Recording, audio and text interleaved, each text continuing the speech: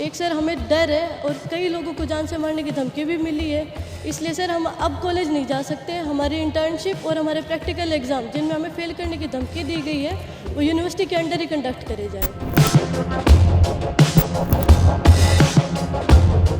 Sir हम इस college से पढ़ाई नहीं कर सकते सर। अब आगे की पढ़ाई हम चाहते हैं कि यूनिवर्सिटी ओवरटेक करे सर हमारी पढ़ाई।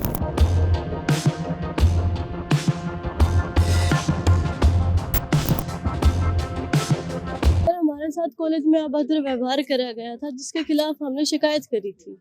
सर जैसे ही हमने शिकायत करी सर हमें और ज़्यादा कॉन्सिक्वेंसेस उसके झेलने पड़े, इसलिए सर हमने यूनिवर्सिटी में भी शिकायत करी है कि सर एक तो हमारे एग्ज़ाम पोस्टपोन करे जाएं आगे, एक सर हमें डर है और कई लोगों को जान से मारने की धमकी भी मिली है, इसलिए सर हम अब कॉलेज नहीं जा सकते। हमारी इंटर्नशिप और हमारे प्रैक्टिकल एग्ज़ाम जिनमें हमें फेल करने की धमकी दी गई है वो यूनिवर्सिटी के अंडर ही कंडक्ट करे जाएँ। अगर जैसे आप क्या चाहते हैं स्टूडेंट, अगर मांगे पूरी नहीं है तो क्या करोगे?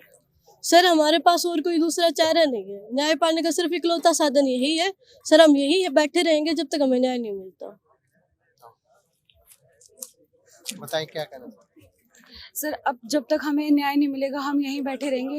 हमारी क्लास की कोई बच्चा यहाँ से नहीं जाएगा सर। किस तरीके से आप हरासमेंट हो रहे हो? सर लड़कियों के साथ गलत व्यवहार किया जाता है, उनको करेक्टर के ऊपर कुछ कुछ बोला जाता है सर।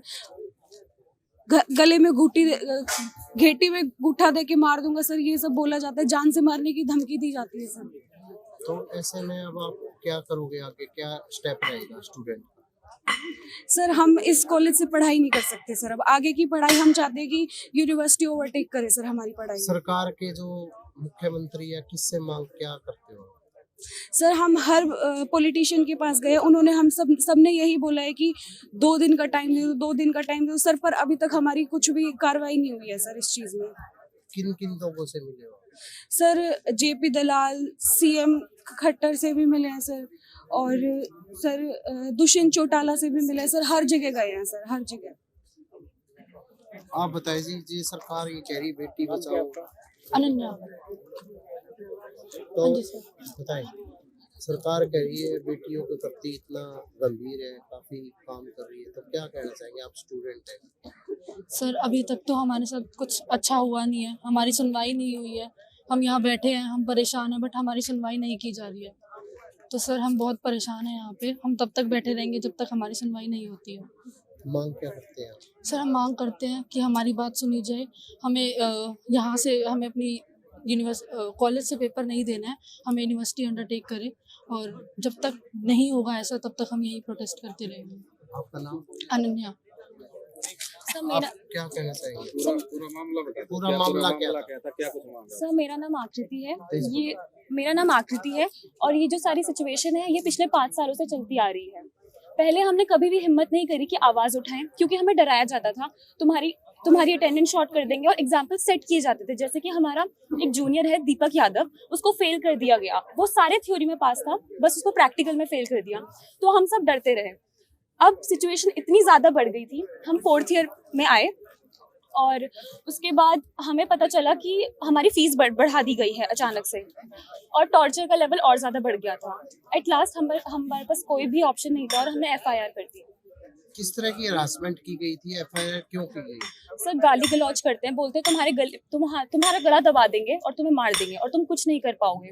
एक दिन हमने सिर्फ हेड डाउन किया हुआ था, हमारी क्लास खत्म हो गई थी, आए और बोलते कौन जवान तुम्हारे घर में मर गया है जो तुमने ऐसे हेड डाउन कर दिया है।